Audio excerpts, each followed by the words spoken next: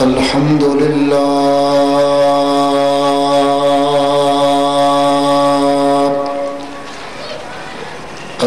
لله رب العالمين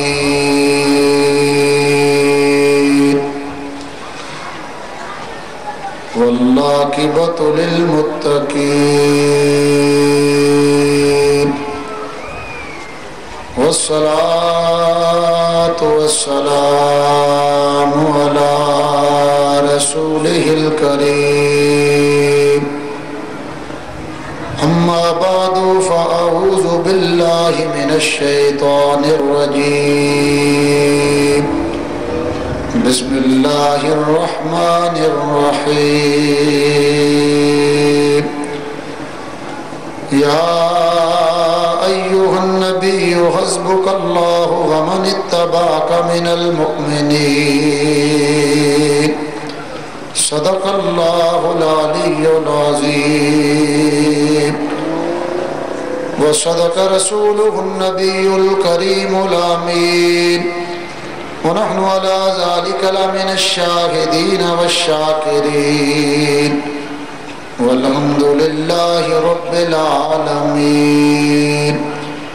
لقد قال الله تبارك وتعالى في كلامه في شان حبيبه إن الله وملائكته يصلون على النبي يا أيها الذين آمنوا صلوا عليه وسلموا تسليما.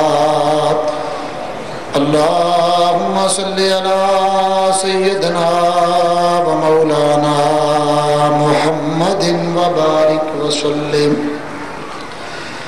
الصلاة والسلام عليك يا رسول الله وعلى آلك وصحابك يا حبيب الله. الصلاة والسلام عليك يا رحمة للعالمين وعلى آلك وصحابك يا شفيع المذنبين. حمد و صلاۃ کے بعد میرے نہایت ہی واجب الاحترام بزرگوں، بھائیوں اور عزیزوں، میں نے آپ حضرات کے سامنے قرآن مجید فرقان حمید کے چند کلمات طیبات تلاوت کیے ہیں جن کا تعلق امیر المومنین حضرت سیدنا فاروق اعظم رضی اللہ تعالیٰ عنہ سے.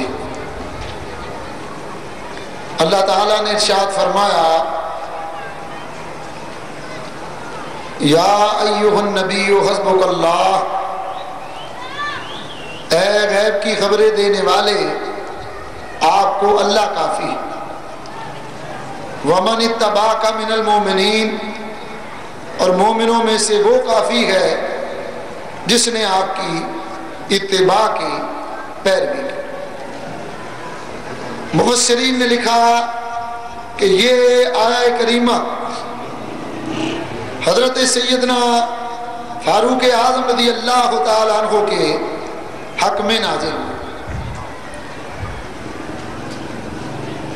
حضرت فاروق اعظم رضی اللہ تعالیٰ عنہ کا نام نامی اسم گرامی عمر، آپ کا لقب فاروق، والد کا نام خطاب اور قبیلہ بنی عدی سے آپ کا تعلق تھا. حضرت سیدنا فاروق اعظم رضی اللہ تعالیٰ عنہ آپ وہ ہستی ہیں کہ آپ کے ایمان لانے سے اسلام کو بڑی قوت حاصل ہوئی. مشکات شریف کے اندر حدیث ہے اور حضرت ابو سعید خدری رضی اللہ تعالیٰ عنہ اس حدیث کے راوی، آپ فرماتے ہیں 4 وجوہات کی وجہ سے حضرت فاروق اعظم رضی اللہ تعالیٰ عنہ تمام انسانوں میں افضل. وہ 4 وجوہات یہ ہیں فرماتے ہیں کہ نبی پاک علیہ السلام کے جتنے بھی صحابی ہوئے سارے صحابی مرید رسول تھے اور فاروق اعظم مراد رسول تھے۔ نبی پاک علیہ السلام نے حضرت فاروق اعظم رضی اللہ تعالیٰ عنہ کے ایمان لانے کے لیے اللہ کی بارگاہ میں دعا مانگی۔ اور یہ بات یاد رکھیے، اعلیٰ حضرت عظیم البرکت امام اہل سنت فرماتے ہیں کہ نبی جب دعا مانگتا ہے تو قبولیات الہیہ نبی کی دعا کا استقبال کرنے کے لیے آسمانوں سے نیچے اترتی۔ حضور علیہ السلام نے دعا مانگی تھی، یا اللہ عمر ابن خطاب کو مسلمان کرنا۔ حدیث شریف میں آتا ہے، ابن ماجہ شریف کی حدیث ہے، دو آدمیوں کے بارے میں حضور نے دعا مانگی، عمر ابن حشام جس کو ابو جال کہتے ہیں، اور دوسرے عمر ابن خطاب فاروق اعظم۔ ان دونوں کے لیے حضور نے دعا مانگی کہ یا اللہ یا تو عمر ابن حشام ابو جال کو مسلمان کر دے یا فاروق اعظم کو مسلمان کر دے۔ تو حضور نے جب دعا مانگی تو معلوم ہوتا گویا اللہ نے فرمایا کہ اے محبوب تم نے دو مانگے ہیں، ان دو میں سے جو تمہیں محبوب اور پیارا ہو بتاؤ، ہم وہ تمہیں عطا کر دیں گے۔ تو حضور علیہ السلام نے دعا مانگی، اللہم اعز الاسلام بعمر ابن الخطاب، یا اللہ عمر ابن خطاب کے ذریعے اور وسیلے سے اسلام کو غلبہ عطا فرما، شہرت عطا فرما، وسعت عطا فرما، طاقت اور قوت عطا فرما۔ چنانچہ کس طرح نبی پاک علیہ السلام کی یہ دعا قبول ہوئی اور حضرت فاروق اعظم کس طرح ایمان لائے، ذرا غور فرمائے۔ میں نے پہلے بتایا کہ مکہ مکرمہ میں دو عمر تھے، ایک یہی ابو جہل عمر بن حشام اور دوسرے فاروق اعظم۔ جب حضور نبی پاک علیہ السلام نے اعلان نبوت فرمایا اور اسلام پھیلنے لگا تو مکہ کے یہ سارے سردار ابو جہل، ابو لہب، ولید، عتبہ، امیہ، ابو سفیان، یہ سارے سردار حرم کعبہ میں جمع، انہوں نے آپس میں میٹنگ کی۔ اور اس کی خاص بات یہ تھی کہ اس میٹنگ میں مکہ کے وہ نوجوان جنہوں نے بہادری میں کوئی کارنامہ انجام دیا ہو وہ بھی وہاں موجود تھے۔ ابو جہل نے کہا دیکھو میں تمہارا سردار، میری رائے یہ ہے کہ تم میں کوئی ایسا بہادر ضرور ہونا چاہیے کہ جو معاذ اللہ ثم معاذ اللہ جا کر محمد مصطفیٰ کا کام تمام کر دے صلی اللہ علیہ وسلم، اور جو یہ کام کرے گا یاد رکھو وہ قوم کا محسن قرار پائے گا، قوم کا ہیرو قرار پائے گا، اور یہ بھی ہو سکتا ہے کہ اس کے قدموں کے نیچے مال و زر کا ڈھیر لگا دیا جائے، مکہ کی جس خوبصورت عورت کی طرح وہ اشارہ کرے گا وہ اس کے نکاح میں دے دی جائے گی۔ تو اے نوجوانوں بہادروں، تم میں کوئی ہے ایسا کہ جو محمد صلی اللہ علیہ وسلم کو معاذ اللہ ثم معاذ اللہ شہید کر دے؟ علماء لکھا کہ اس وقت حضرت فاروق اعظم رضی اللہ تعالیٰ عنہ کی عمر مبارک 27 سال کی تھی، ابھی آپ ایمان نہیں لائے تھے، 27 سال کی عمر تھی۔ اس طرح سینے پر ہاتھ مارا اور کہا میں یہ کام کروں گا، میرے لیے کھانا بھی حرام اور پینا بھی حرام اس وقت تک جب تک کہ میں محمد مصطفیٰ صلی اللہ علیہ وسلم کا معاذ اللہ کام تمام نہیں کروں۔ ابو جہل نے جب یہ دیکھا تو کہا اے خطاب کے بیٹے مجھے تجھ سے ہی یہ امید تھی، تو ہی یہ کام کرے گا، یاد رکھو اگر تم اس میں کامیاب ہو گئے تم قوم کے محسن قرار پاؤ گے، اور تمہارے قدموں میں مال و زر ہوگا۔ غرض یہ کہ فاروق اعظم انہوں نے تلوار ہاتھ میں لی اور یہ قسم کھا کر نکلے کہ میں اس وقت تک تمہیں اپنا چہرہ نہیں دکھاؤں گا جب تک کہ محمد مصطفیٰ کا کام تمام نہیں کر لوں گا۔ معاذ اللہ۔ آپ یہاں سے نکلے اور ادھر یہ سارے آپس میں خوش ہونے لگے، ایک دوسرے کے ہاتھ پر ہاتھ مار کر ہنسنے لگے کہ دیکھو ابھی ابھی خبر آئے گی اور عمر معاذ اللہ محمد مصطفیٰ کا سر لے کر آئے گے۔ فاروق اعظم یہاں سے نکلے، سامنے سے حضرت نعیم بن عبداللہ رضی اللہ تعالیٰ عنہ، یہ حضرت فاروق اعظم کے دور کے رشتہ دار بھی تھے اور دوست بھی تھے، وہ آتے ہوئے نظر آئے۔ انہوں نے بھی دور سے فاروق اعظم کو دیکھ لی، چہرے پر غیظ و غضب کے آثار، ہاتھ میں تلوار، خیال کیا کہ کوئی اچھا ارادہ معلوم نہیں ہوتا۔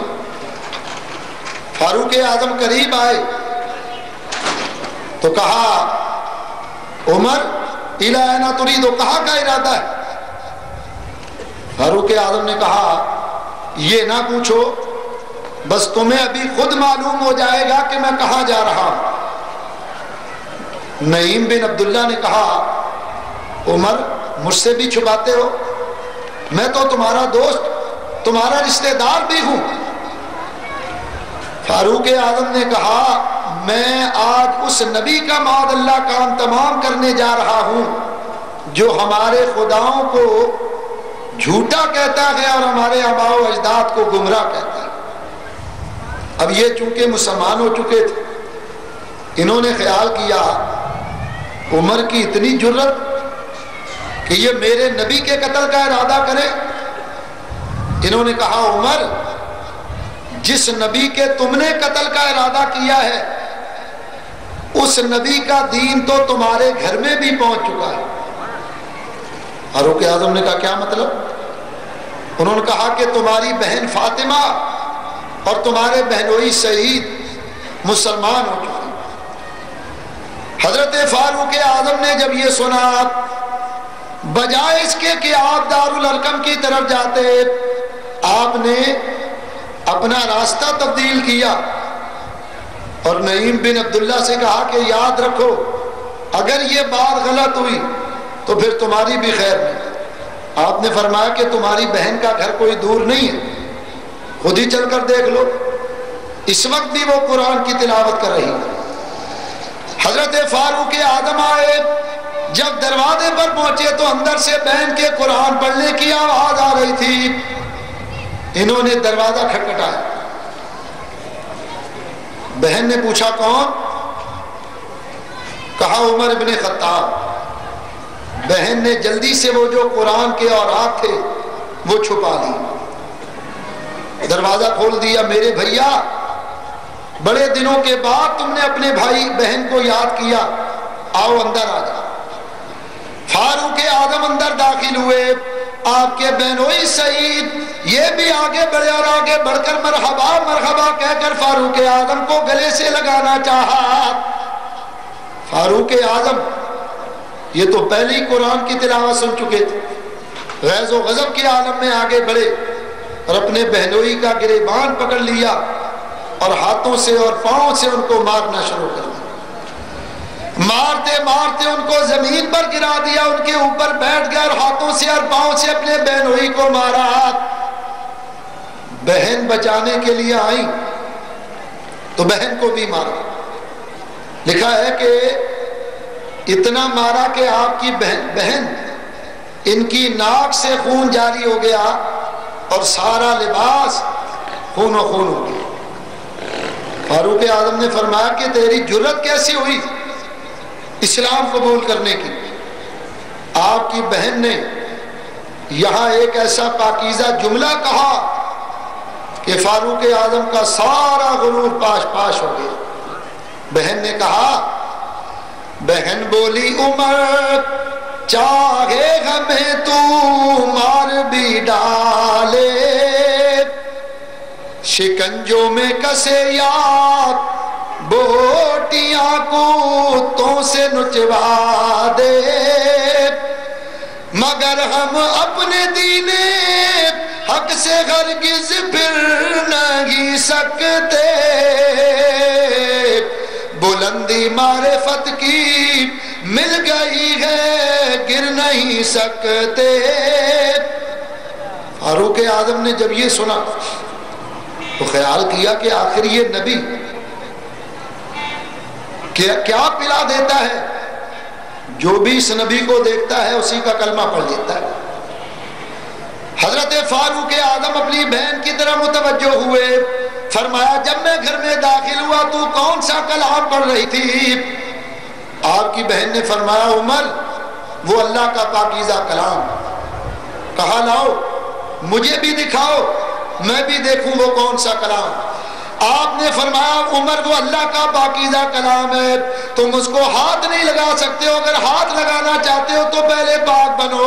اللہ فرماتا لا یمسہ الا المطہرون، اللہ فرماتا قرآن کو وہی چھوئے جو تم میں پاک ہو، اگر اس کو ہاتھ لگانا چاہتے ہو تو پہلے پاک بنو۔ تو ایک روایت میں آیا کہ حضرت فاروق اعظم نے غسل کیا، اور دوسری روایت میں آیا فرمایا اگر وہ کلام مجھے نہیں دیتی تو خود ہی پڑھ کر سناؤ کہ اس میں کیا لکھا ہوا، میں بھی تو سنوں کہ وہ کلام کیا۔ بہن نے قرآن پڑھنا شروع کیا۔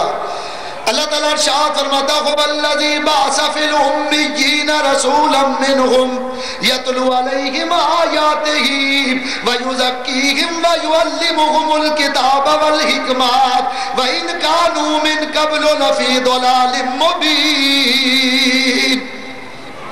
بہن نے جب یہ کلام سنا، اللہ فرماتا ہے اللہ وہ ہے کہ جس نے ان پڑھوں میں ایک شاندار رسول مبعوث فرمایا جو ان پر ہماری آیتیں تلاوت کرتا ہے، ان کا تزکیہ نفس کرتا ہے اور انہیں کتاب و حکمت کی تعلیم دیتا ہے۔ کب؟ جبکہ وہ کھلی گمراہی میں تھے۔ حضرت فاروق اعظم نے بہن کی زبان سے باقیدہ کلام سنا، آپ کی آنکھوں میں آنسو جاری ہو گیا۔ فرمایا بہن معلوم ہوتا کہ یہ کسی بندے کا کلام نہیں، یہ خالق کا کلام ہے، تجھے یہ کلام کہاں سے ملا؟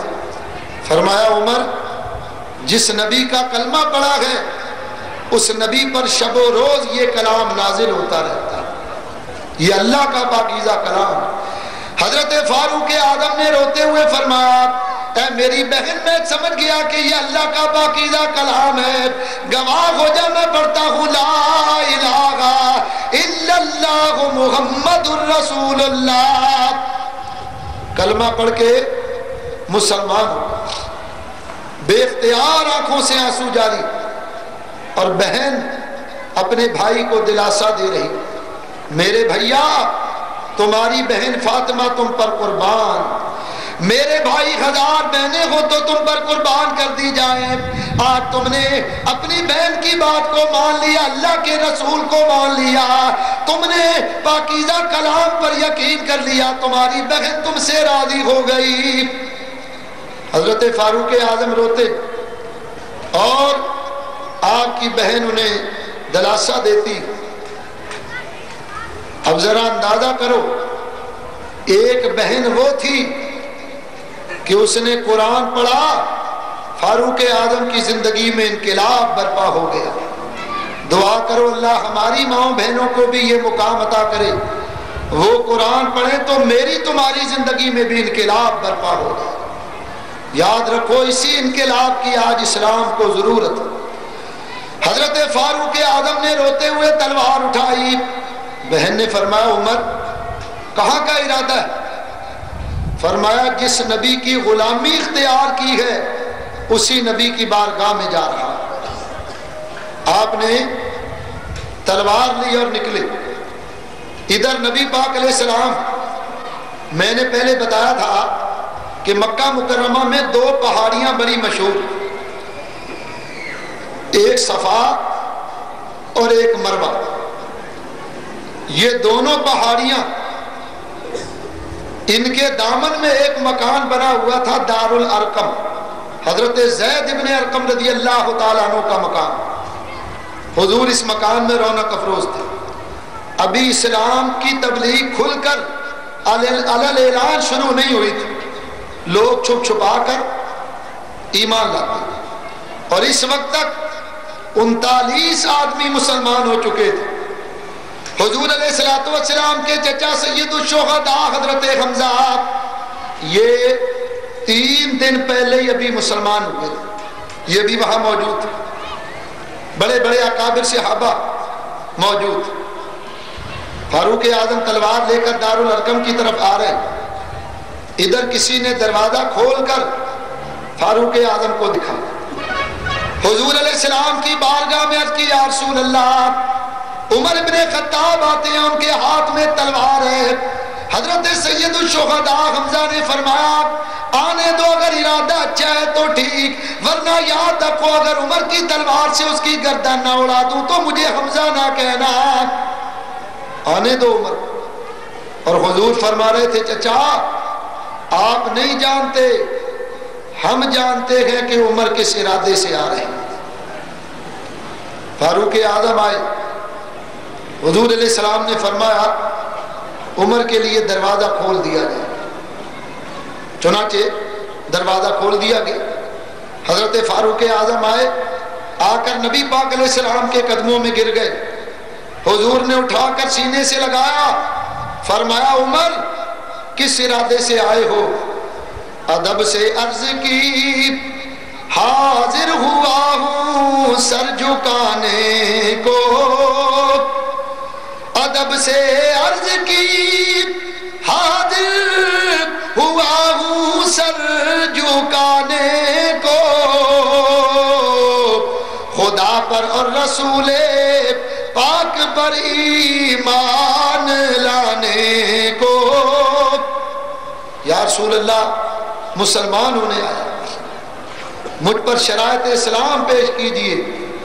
حضور علیہ السلام نے اسلام کی شرائطیں پیش کی۔ عمر، جس دین میں تم داخل ہوئے ہو 5 وقت نماز پڑھنی پڑے گی، صاحب استطاعت ہو کر، صاحب نصاب ہو کر تم نے زکوٰۃ دینی ہوگی، 1 مرتبہ صاحب استطاعت ہونے پر حج کرنا ہوگا۔ فاروق اعظم رضی اللہ تعالیٰ عنہ نے فرمایا، یا رسول اللہ، میں ان تمام باتوں پر سچے دل سے ایمان لایا اور ان پر عمل کروں۔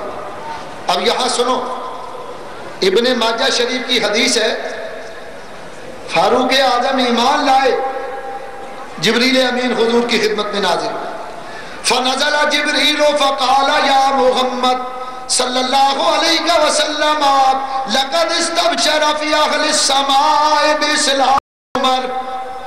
جبریل حاضر ہوئے، سلام کیا، عرض کی، یا رسول اللہ، آج فاروق اعظم ایمان لائے، یا رسول اللہ، آج عمر ابن خطاب ایمان لائے، آج فاروق اعظم کے ایمان لانے کی خوشی میں، یا رسول اللہ، آسمان پر جتنے فرشتے ہیں وہ سارے کے سارے آج جشن منا رہے ہیں۔ فاروق اعظم کے ایمان لانے کی خوشی میں آسمان کے فرشتوں نے بولو جشن منایا، سارے بولو فاروق اعظم کے ایمان لانے کی خوشی میں فرشتوں نے جشن منایا۔ ایک بات تو یہ ثابت ہوئی کہ خوشی کے موقع پر جشن منانا یہ ناجائز، حرام اور بدعت نہیں۔ دیکھو، اگر یہ ناجائز اور حرام ہوتا تو فرشتے کوئی کام اپنی مرضی سے نہیں کرتے۔ قرآن کہتا ہے وَيَفْعَلُونَ مَا يُؤْمَرُونَ، فرشتے تو وہی کام کرتے ہیں جس کا انہیں اللہ حکم دیتا ہے۔ تو ماننا پڑے گا کہ فرشتوں کا یہ کام عین منشاء الہی رب تعالیٰ کی مرضی اور منشاء کے مطابق۔ اب اس سے مسئلہ کیا ثابت ہوا؟ مسئلہ یہ نکلا کہ اگر فاروق اعظم ایمان لائیں تو آسمان کے فرشتے ایمان لانے کی خوشی میں جشن منائے۔ ارے اندازہ کرو، جس دن وہ ذات تشریف لائی کہ جس کے صدقے اور وسیلے سے ساری کائنات کے مسلمانوں کو ایمان ملا، 12 ربیع الاول شریف، جس دن میرے تمہارے آقا تشریف لائے، جن کے وسیلے سے ساری کائنات کو ایمان ملا، کفر کی تاریکیاں دور ہو گئی، زمانہ نبی پاک علیہ السلام کی آمد سے زمانہ ایمان اور قرآن کے نور سے جگمگانے لگا۔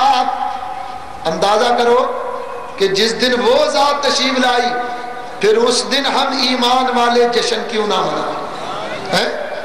عمر ایمان لائے تو فرشتے جشن منائے، جس دن عمر کے بھی آقا میرے تمہارے آقا و مولا امام الانبیاء دنیا میں تشریف لائے، تو میاں پھر ہم ایمان والے 12 ربیع الاول کو ان کی آمد کا جشن مناتے ہیں۔ 12 ربیع الاول یہ میرے تمہارے آقا کی آمد کا، 12 ربیع الاول کو وہ آیا در یتیم، 12 ربیع الاول کو وہ آیا در یتیم، ماہ نبوت میرے رسالت صاحب خلق عظیم، نبی جی اللہ اللہ اللہ لا الہ الا ہو۔ حضور علیہ السلام کی آمد کا جشن، حضرت عبداللہ ابن مسعود رضی اللہ تعالیٰ عنہ آپ فرماتے ہیں کہ یہ وہ موقع تھا کہ جب فاروق اعظم ایمان لائے تو مسلمان اتنے خوش ہوئے کہ انہوں نے اتنی بلند آواز سے نعرہ تکبیر بلند کیا کہ مکہ کی ساری وادی نعرہ تکبیر سے گونج اٹھی۔ فاروق اعظم حضور کی خدمت میں عرض کیا یا رسول اللہ کیا ہم حق پر نہیں ہیں؟ حضور نے فرمایا عمر جب تک زندہ رہو گے حق پر رہو گے، اور جب موت آئے گی تو حق پر موت آئے گی۔ عرض کی یا رسول اللہ پھر یہ کیا بات ہے کہ ہم چھپ کر نماز پڑھیں؟ یا رسول اللہ آج کے بعد مسلمان مکہ کے اندر چھپ کر نماز نہیں پڑھیں گے، بلکہ آج کے بعد علی اعلان نماز ہوگی۔ حضرت فاروق اعظم نبی پاک علیہ السلام کو لے کر چلے، لکھا ہے کہ آگے آگے فاروق اعظم اور دائیں طرف حضرت حمزہ اور چاروں طرف صحابہ کرام کے جھرمٹ میں نبی پاک علیہ السلام دارالارقم سے نکلے اور ایک جلوس کی شکل میں نبی پاک علیہ السلام حرم کعبہ تشریف لائے۔ ادھر مکہ کے بڑے بڑے سردار یہ سارے اس انتظار میں تھے کہ ابھی ابھی خبر آئے گی کہ عمر نے محمد مصطفیٰ صلی اللہ علیہ وسلم کا بعد اللہ کام تمام کر دیا۔ میرے دوستوں بزرگوں ذرا اندازہ کرو، فاروق اعظم اندر داخل ہوئے، آپ پکار اٹھے، فرمایا مکہ کے لوگوں تم میں کون ہے جو یہ چاہتا ہو کہ آج اس کی بیوی بیوہ ہو جائے، بچے یتیم ہو جائے؟ تم میں جو یہ چاہتا ہو وہ آگے بڑھ کر آج عمر کو نماز پڑھنے سے روک لے۔ کون ہے تم میں ایسا جو یہ چاہتا ہو کہ اس کی بیوی بیوہ ہو جائے، بچے یتیم ہو جائیں؟ جو یہ چاہتا ہو آج ہمیں نماز پڑھنے سے روکے۔ علماء نے لکھا ہے کہ کسی میں یہ جرت نہیں تھی کہ وہ فاروق اعظم کی اس بات کا جواب دیتا یا روکتا۔ یہاں مسلمانوں نے باجماعت علی الاعلان یہاں نماز پڑھی۔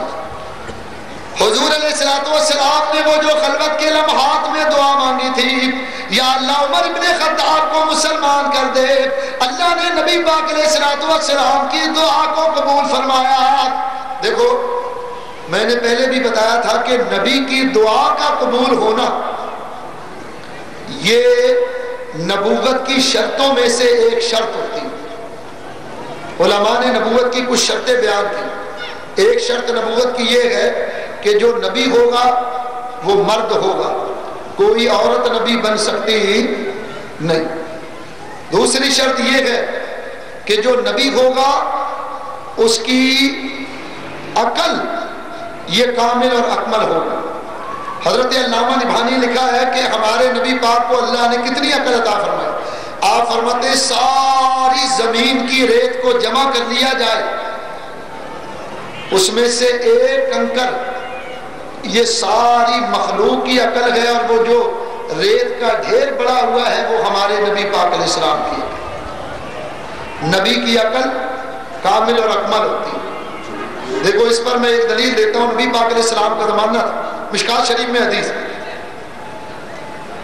ایک آدمی آگے یا رسول اللہ میں 4 گناہ کرتا ہوں, جھوٹ بولتا ہوں, چوری کرتا ہوں, زنا کرتا ہوں, شراب پیتا ہوں. یا رسول اللہ یہ 4 گناہ کرتا ہوں, آپ کی خاطر کوئی ایک گناہ میں چھوڑنے کے لیے تیار ہے. اب ہم تو کہتے کہ میاں زنا چھوڑ دو یہ سب سے بڑا گناہ, لیکن حضور نے کیا فرمایا؟ حضور نے فرمایا کیا تو واقعی میرے لیے یہ سارے گناہ چھوڑ دے گا؟ ہاں یا رسول اللہ. سرکار نے فرمایا تو یوں کرو کہ جھوٹ بولنا چھوڑ دو. کہنے لگا ٹھیک. گھر آیا کہنے لگا یہ تو بڑی آسان کام ہے, میں تو سمجھتا تھا کوئی شراب پینا ہوگا یا کوئی اور معاملہ ہو. جھوٹ بولنا چھوڑ دے. رات ہوئی, خیال آیا کہ چلو چوری کرنا چاہیے. گھر سے نکلے, فوراً ہی دوسرا خیال آیا کہ حضور سے وعدہ لے لیا ہے کہ جھوٹ تو بولنا نہیں. کل اگر حضور نے پوچھا کہ تو نے چوری کی تھی تو کیا جواب دوں گا؟ الٹے قدم واپس. سارا دن گزرا, رات آئی, شراب پینے چلتے.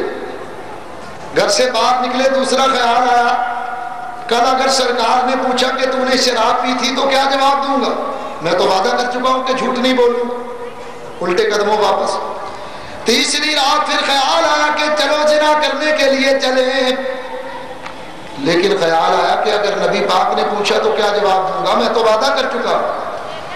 تینوں گناہ چھوٹ گئے. چوتھے دن نبی پاک علیہ السلام کی بارگاہ میں آئے, آ کر عرض کی یا رسول اللہ آپ کے قربان, آپ نے ایک گناہ ایسا چھڑایا کہ جس کی وجہ سے باقی 3 بھی دور ہو گئے ہیں, باقی 3 بھی چھوٹ گئے. تو نبی کی عقل یہ سب سے زیادہ کامل ہے. اور نبوت کی شرطوں میں سے ایک شرط یہ بھی ہے کہ نبی جو دعا مانگتا ہے اللہ اس دعا کو قبول فرما لیتا ہے. چنانچہ کتاب کا نام ہے خصائص کبریٰ شریف. امام جلال الدین سیوطی رحمۃ اللہ تعالی لکھا کہ حضرت انس بن مالک رضی اللہ تعالی عنہ کی والدہ آپ کی بارگاہ, حضور کی بارگاہ میں, یا رسول اللہ انس بن مالک آپ کا غلام ہے, یا رسول اللہ اس کے لیے دعا فرما دی. حضور علیہ الصلوۃ والسلام نے دعا مانگی, اللہم اکثر مالہ وطل عمرہ وولدہ واغفر لہ.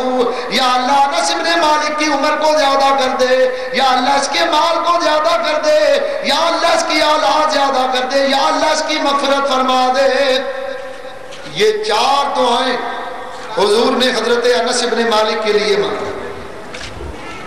علماء نے لکھا حضور نے فرمایا یا اللہ انس بن مالک کی عمر کو زیادہ کر دے, تو آپ کی عمر 112 سال ہوئی. یا اللہ اس کی اولاد زیادہ کر دے, تو آپ کی زندگی میں ہی آپ کے پوتے پوتیاں نواسے نواسیاں آپ کی اولاد 105 ہوئی. حضور نے فرمایا یا اللہ انس بن مالک کے مال کو زیادہ کر دے. حدیث میں آتا کہ لوگوں کے باغ سال میں 1 مرتبہ پھل دیتے اور حضرت انس بن مالک کا باغ سال میں 2 مرتبہ پھل دیتا. چوتھی دعا مغفرت والی ابھی باقی. حضرت انس بن مالک پر موت کے بادل منڈلا رہے. جس کمرے میں آپ کی چارپائی, اس کمرے میں چارپائی پر لیٹے ہوئے دل میں خیال آیا میرے نبی نے میرے لیے 4 دعائیں مانگی تھی, 3 دعائیں اللہ نے قبول فرما لی, یہ چوتھی دعا ہے مغفرت والی, پتہ نہیں اللہ نے اس کو قبول کیا ہے. بس یہ خیال آنا تھا. آپ کے کمرے کے کونے سے آواز آئی اے انس بن مالک, جہاں ہم نے اپنے محبوب کی 3 دعاؤں کو قبول کیا, جہاں ہم نے چوتھی دعا کو بھی قبول کیا, اے انس بن مالک ہم نے تجھے بلا حساب و کتاب جنتی بنا دیا ہے. اللہ اکبر.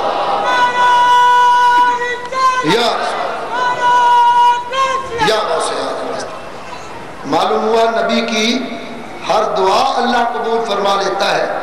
نبی کی دعا کا قبول ہونا یہ نبوت کی شرطوں میں سے ایک شرط. اعلیٰ حضرت عظیم البرکت امام اہل سنت حضرت مولانا شاہ احمد رضا خان فاضل بریلوی رحمۃ اللہ علیہ ایک بڑا پیارا شعر فرماتے ہیں اجابت نے بڑھ کر گلے سے لگایا بڑھی ناز سے جب دعائے محمد صلی اللہ علیہ وسلم عنایت کا جوڑا اجابت کا صحرا دلہن بن کے نکلی دعائے محمد صلی اللہ علیہ وسلم.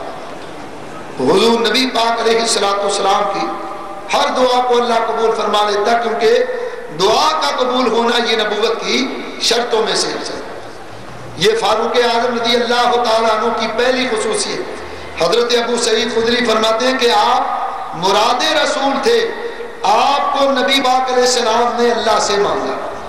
دوسری آپ کی خصوصیت حضرت ابو سعید خدری فرماتے ہیں فاروق اعظم رضی اللہ تعالیٰ عنہ کو دوسری خصوصیت یہ حاصل ہے کہ آپ نے انصار اور مہاجرین میں حضرت صدیق اکبر رضی اللہ تعالیٰ عنہ کو خلیفہ نامزد کرایا. چنانچہ دیکھیے جب نبی پاک علیہ السلام کا وصال ہوا تو حضرت صدیق اکبر رضی اللہ تعالیٰ عنہ مدینے میں موجود نہیں تھے. سنا نامی ایک گاؤں تھا, آپ اس گاؤں میں گئے ہوئے تھے. ادھر جب آپ کو نبی پاک علیہ السلام کی وفات کی خبر ملی حضرت صدیق اکبر رضی اللہ تعالیٰ عنہ دیکھنے کے لیے آئے. آپ نے دیکھا کہ نبی پاک علیہ السلام چارپائی پر ہیں اور سرکار کے اوپر ایک سفید چادر پڑی. حضرت صدیق اکبر رضی اللہ تعالیٰ عنہ نے وہ چادر ہٹائی, نبی پاک کی پیشانی چوم کر فرمایا یا رسول اللہ خدا کی قسم آپ کی حیات بھی ہمارے لیے نمونہ اور آپ کی وفات بھی نمونہ ہے. فاروق اعظم رضی اللہ تعالیٰ عنہ کو خبر ملی کہ انصار کا ایک گروہ ایک مقام پر جمع ہو کر خلافت کے لیے بات چیت کر رہے ہیں. حضرت فاروق اعظم نے جب یہ سنا تو آپ نے حضرت صدیق اکبر کا ہاتھ پکڑا اور ان کو لے کر سیدھا اس مقام پر پہنچے جہاں انصار جمع ہو کر خلافت کے لیے مشورہ کر رہے تھے. حضرت فاروق اعظم رضی اللہ تعالیٰ عنہ آ کر وہاں بیٹھے. فرمایا انصاریوں کیا ہو رہا ہے؟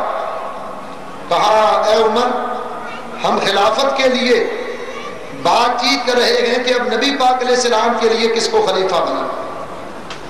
ہماری رائے یہ ہے کہ انصاریوں میں سے کوئی خلیفہ بنایا جائے. حضرت فاروق اعظم نے فرمایا کیا تم میں سے کوئی ایسا ہے کہ جو یہ مقام رکھتا ہو کہ نبی پاک نے اس کو اپنی موجودگی میں امامت کا مصلح عطا کیا؟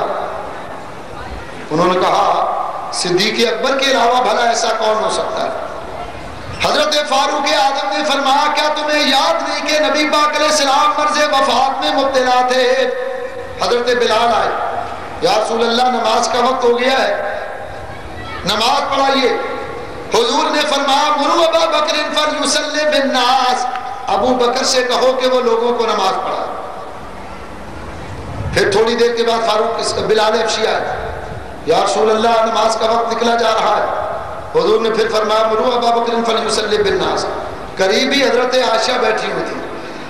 آپ نے فرمایا یا رسول اللہ انہو رجل رقیق القلب کان مقامک لم یستطیع ان یصلی بالناس. یا رسول اللہ میرے ابا جان بڑے رحم دل ہیں, وہ آپ کی امامت کا مصلح خالی دیکھیں گے تو داروں قطار ہونے لگیں گے.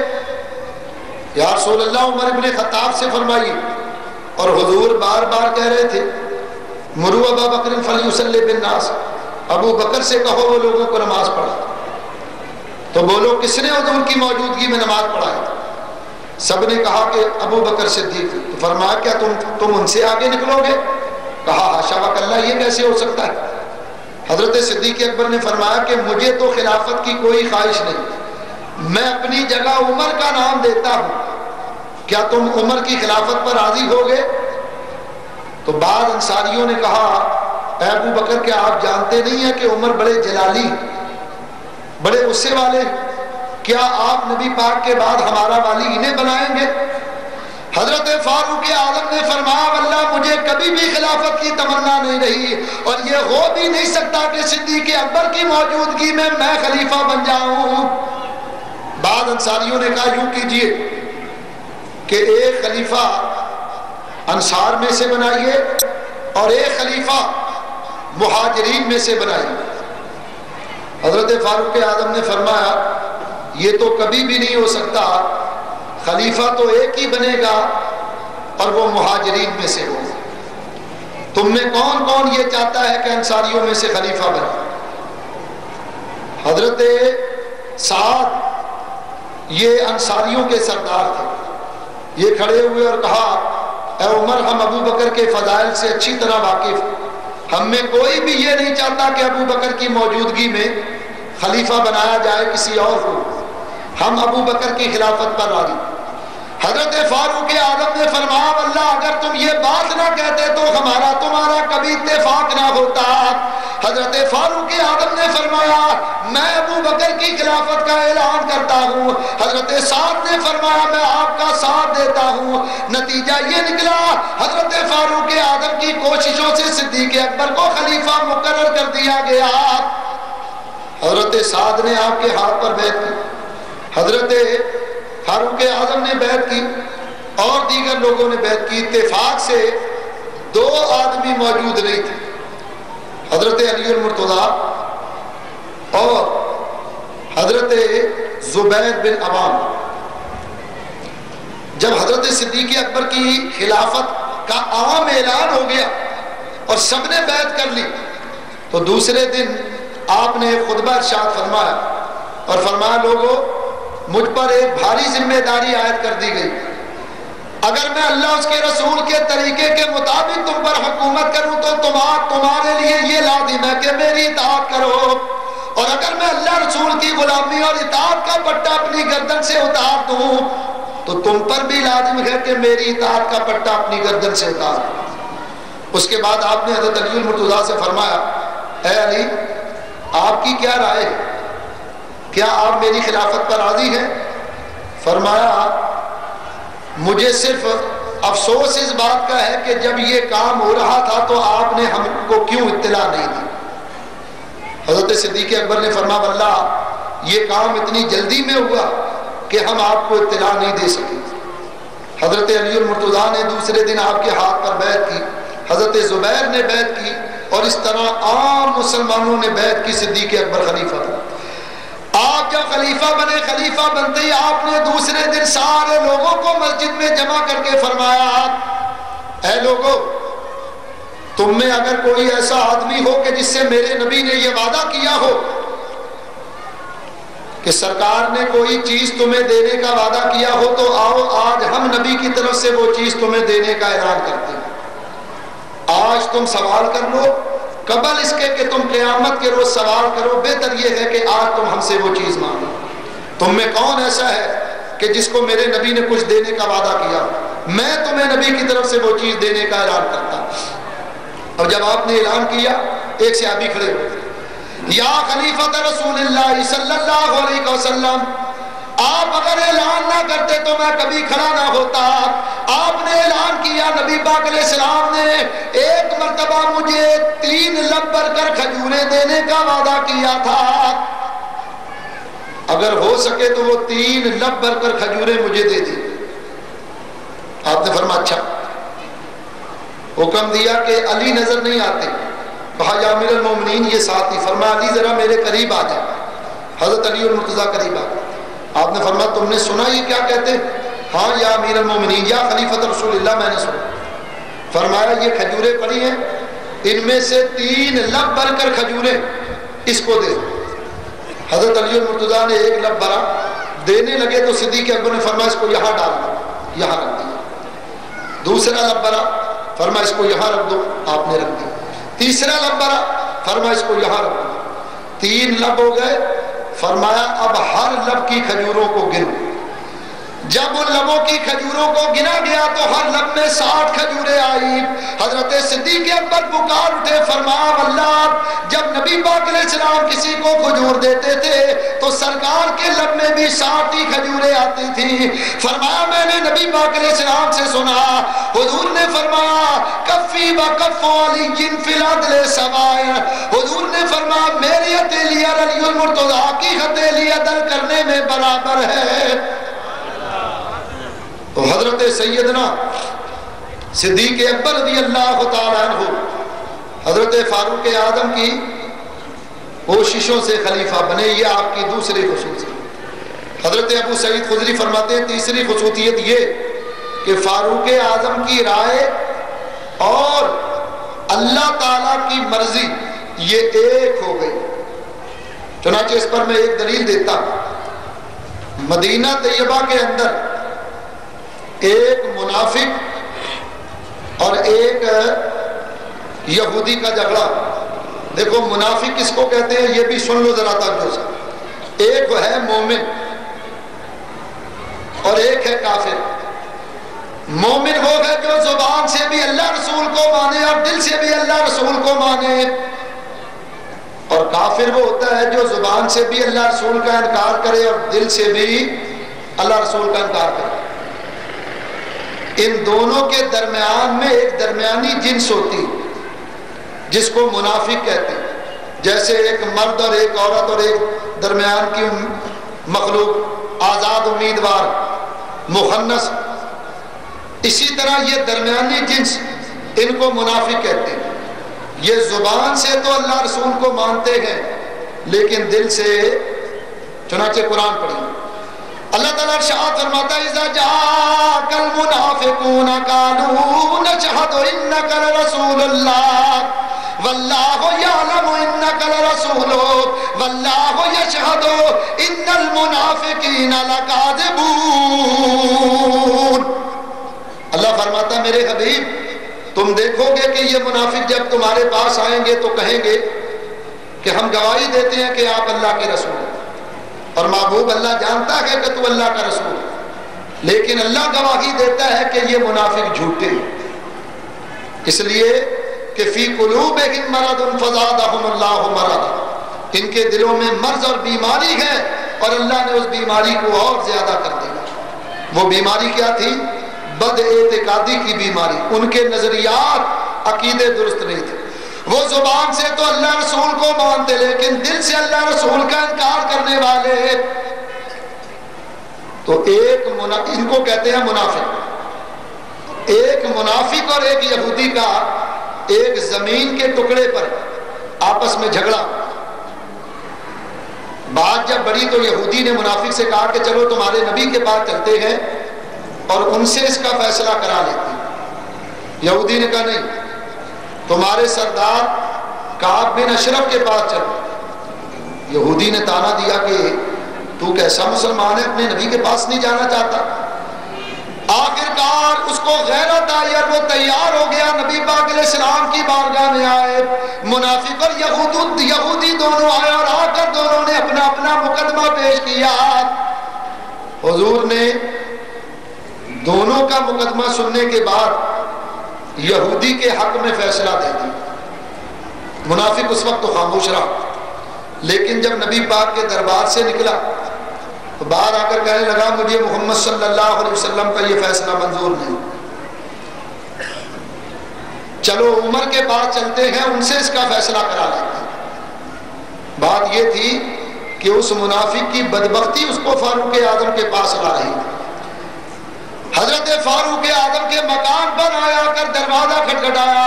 حضرت امیر المومنین باہر آئے, فرمایا کیا بات ہے؟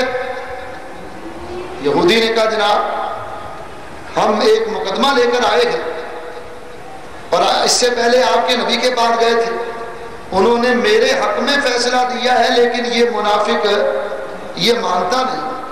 فاروق اعظم نے فرمایا میرے نبی نے کیا فیصلہ دیا تھا؟ کہا انہوں نے میرے حق میں فیصلہ دیا. فرمایا اچھا. آپ اندر چلے گئے, دیوار پر تلوار ٹنگی ہوئی تھی, آپ نے تلوار اٹھائی, باہر آئے, فرمایا جو میرے نبی کا فیصلہ نہیں مانتا اس کا فیصلہ عمر کی تلوار کرتی ہے. یہ کہہ کر آپ نے آگے بڑھ کر اس زور کا وار کیا کہ منافق کے ناپاک سر کو تن سے جدا کر دیا. اب اس کے لواحقین حضور کی بارگاہ میں آ گئے، اے محمد صلی اللہ علیہ وسلم، عمر نے ہمارا آدمی مار دیا، ہمیں قصاص چاہیے۔ حضور علیہ السلام نے فرمایا بلاؤ فاروق اعظم۔ آپ آ گئے، عمر تم نے ان کا آدمی مارا؟ یا رسول اللہ اس نے آپ کے فیصلے سے انکار کیا، اور میرے نزدیک جو آپ کا فیصلہ نہ مانے یا رسول اللہ وہ مومن نہیں ہو سکتا، اس کا یہی انجام ہے۔ آپ نے یہ فرمایا، اللہ نے قرآن نازل کی، اللہ تعالیٰ ارشاد فرماتا فَلَا وَرَبِّكَ لَا يُؤْمِنُونَ حَتَّى يُحَكِّمُوكَ فِيمَا شَجَرَ بَيْنَهُمْ۔ اے میرے حبیب، وہ مومن ہو ہی نہیں سکتا جب تک کہ اپنے معاملات میں مشاجرات میں آپ کو حاکم نہ مانے۔ محبوب، وہ مومن نہیں ہو سکتا جو اپنے روزمرہ کے معاملات میں آپ کے فیصلے کو نہ مانے۔ غور کرو، جس طرح فاروق اعظم نے فرمایا، اللہ تعالیٰ نے آپ کی رائے کے مطابق قرآن نازل کیا، تو آپ کی رائے اور اللہ کی مرضی، حضرت ابو سعید خدری فرماتے ایک ہو گئی۔ اسی طریقے سے ابھی پردہ نازل نہیں ہوا، حضور علیہ السلام کی زوجہ مقدسہ حضرت سودا بنت زمعہ رضی اللہ تعالیٰ عنہ، آپ رات کے وقت حاجت کے لیے گھر سے نکلے۔ اس زمانے میں حاجت کے لیے کوئی باقاعدہ انتظام نہیں ہوتا تھا، لوگ جنگلوں میں ذرا آبادی سے ہٹ کر حاجت کے لیے چلے جاتے ہیں۔ حضرت سودا بنت زمعہ بھی گئی، جب واپس آنے لگی وہ حضرت فاروق اعظم سامنے سے آ رہے تھے، آپ کی نگاہ ان پر پڑی۔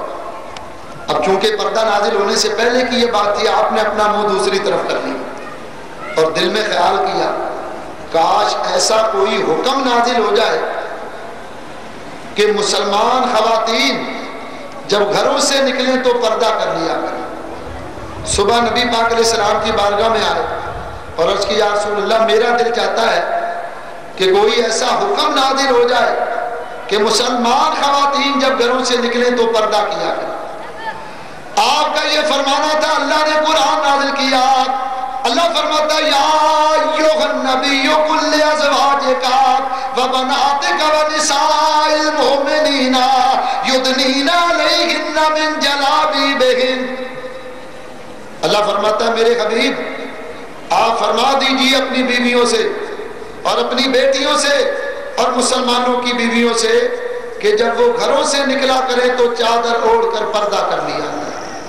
تو میرے دوستو، فاروق اعظم کی رائے اور اللہ تبارک و تعالیٰ کی مرضی ایک ہو گئی۔ ایک دلیل اور، حضرت فاروق اعظم نبی پاک علیہ السلام کے ساتھ کعبہ کا طواف کر رہے تھے۔ طواف کرتے کرتے جب مقام ابراہیم کے پاس آئے تو عرض کی یا رسول اللہ، میں چاہتا ہوں کہ کاش مقام ابراہیم پر نماز پڑھی جائے، اس کو جائے مصلی بنا لیا جائے۔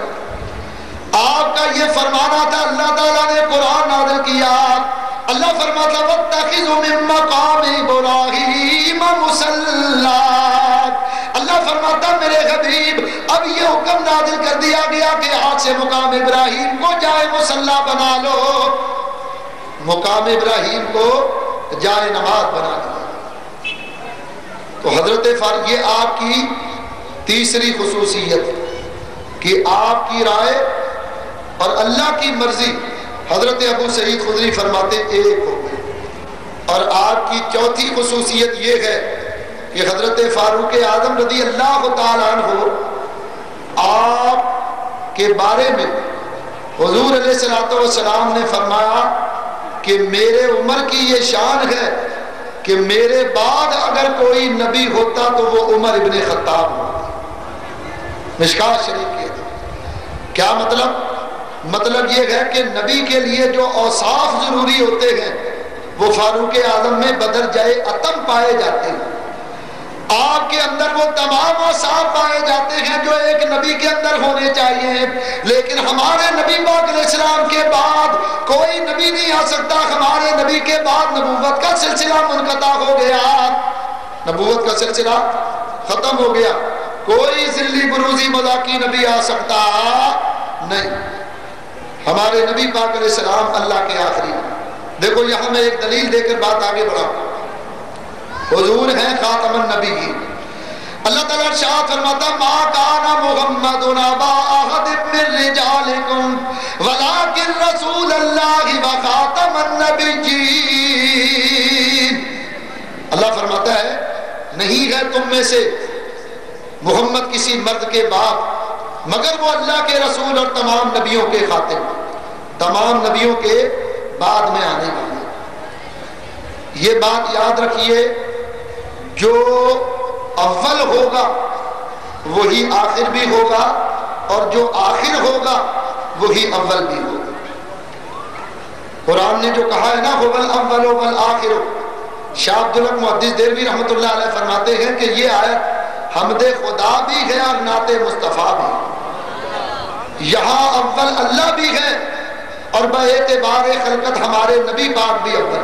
چنانچہ خود حدیث ہے نبی پاک کی، حضور فرماتے ہیں انا اول النبیین فی الخلق وآخرهم فی البعث. سرکار فرماتے ہیں میں تخلیق کے اعتبار سے اول ہوں اور بعثت کے اعتبار سے آخر. کیا مطلب؟ خلقت کے اعتبار سے، تخلیق کے اعتبار سے حضور اول، کہ سب سے پہلے اللہ نے میرے تمہارے نبی کا نور تخلیق فرمایا. چنانچہ مولوی اشرف علی صاحب تھانوی نے نشر الطیب فی ذکر النبی الحبیب کے اندر اس حدیث کو نقل کی. حضرت جابر رضی اللہ تعالیٰ عنہ حضور کی بارگاہ میں عرض کرتے ہیں یا رسول اللہ مجھے خبر دیجیے، یا رسول اللہ خبر دیجیے اللہ تعالیٰ نے سب سے پہلے کس چیز کو پیدا کیا؟ حضور نے فرمایا یا جابرو ان اللہ تعالی خلق قبل الاشیاء نور نبیک من نورہ. اے جابر اللہ نے سب سے پہلے تیرے نبی کے نور کو اپنے نور سے پیدا کیا.